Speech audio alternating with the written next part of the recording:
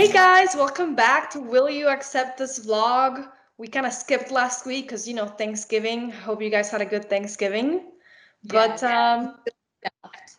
yeah, The Bachelorette was really, honestly, last week's episode and this week's episode, I think were my favorite episodes like ever. Like it's just like the balance of drama with love, with like openness and vulnerability was just like perfect. Yes, I totally think the one last night was my favorite. I think the one the week of Thanksgiving, I thought it was a little slow at some parts, but I think it was awesome as well.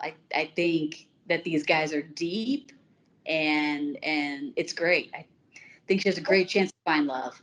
That was my first point. I think that the casting producers did an incredible job this season. These guys are not only older, they're professional, they're real, They have these crazy stories that I'm like, where do they find these guys with this wild lives? I feel like all of them have a story, every single one of them. I'm like, how do all these people have these crazy stories? And you actually sent me a message that was funny during this last episode when you said, so you ask, like, tell me a little about yourself, and then you get the answer, oh, sure, let me tell you this crazy life story that I have. Well, the show kind of is always kind of like that because you're forced to open up quickly, right? And especially in this one because their filming timeline is shorter, and then they had to switch the Bachelorette halfway. So but yeah, but like we got talks about Black Lives Matter last week, which we've never seen anything like it in The Bachelor, and it was really cool to see. This week we got talks about like issues with like a mom. Riley opened up about his mom, and then we also got Ben talking about struggling with an eating disorder. And I mean, like, wow, it's just like I just feel like I'm really proud of the franchise for actually letting these conversations happen and actually showing them on TV. So I absolutely agree with you. I think the conversations were deep and they were heavy at moments, but I think they were very important because I think that they're conversations that need to happen. They're at the forefront of everyone's mind right now, and um, I think they really speak to what everyone is feeling and experience. I think in our country as a whole, and that does mean that it's heavy. And I mean, it brought Tasha to tears because she didn't even know how to verbalize um, how it was all making her feel, and it made my heart hurt for her because clearly she's gone through a lot, and Ivan as well, which was the case for when the Black Lives Matter conversations happened. Yeah. Also, I just think that normally we see a couple of people open up and have crazy backgrounds, but this season I feel like all of the guys are really opening up, and that's why I think this might be one of the best group of guys to ever be on The Bachelorette. So good for I them. think so too. I know, I love it, and they're all pretty. I think they're all beautiful. So I think my big second takeaway, and you're not gonna agree with me, and I know you won't, but I really feel like Easy did not live up to my expectations. Like I expected him to be this hilarious comic relief all throughout the season. I thought we were gonna see so much of him, and as soon as like Claire went away, and then Tasha came in, he got really mushy and really like I'm in love with you, and he stopped being funny, and I don't know, I felt like I was disappointed in how his storyline turned out. um, I, I disagree with you half of the way. Half the way. I think that he has so much potential to be this crazy, entertaining guy. I genuinely do think he got caught up in his feelings for Tasha. Um, it was a little disappointing to see how unaware he was that Tasha did not feel the same way.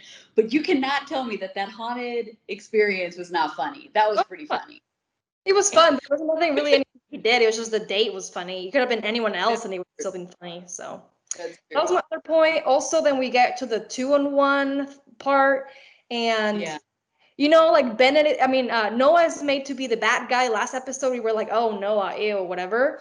And then this episode, I was like, "Oh no!" Like I'm kind of sympathizing with Noah because Bennett is just being so condescending and so mean, and I just don't get it. And Bennett keeps saying that he's like, I don't know where this is coming from. I don't know why you think I hate you. I don't know why you think I'm saying these things. Really? Like, have you not heard yourself? Like, have you not seen what's been going on? Everybody else knows. It feels like a lot of the guys are kind of siding with Noah in a way because they can kind of feel that Bennett keeps picking on him. Yeah. Now, what makes me sad is that I've always been Team Bennett. Yeah. I think he is. I liked him from the very beginning, but this last episode left a bad taste in my mouth, and he keeps talking about being older and wiser, but he did not act older and wiser this time. No. So that was disappointing. I think that there is a 0% 0% chance, excuse me, that Bennett stays over Noah. I think Bennett will for sure go home. I don't know if Noah will go home with him or if Noah will get the rose, but Bennett will not be getting the rose next episode, for sure. Yeah, I definitely think Bennett goes home first because it clearly. She asked about the present, which was one of the things I wrote down because it was really rude and awkward. Do what? It started out fine with the bandana, and the socks were kind of like funny and weird. But the book on emotional intelligence, I was like, okay.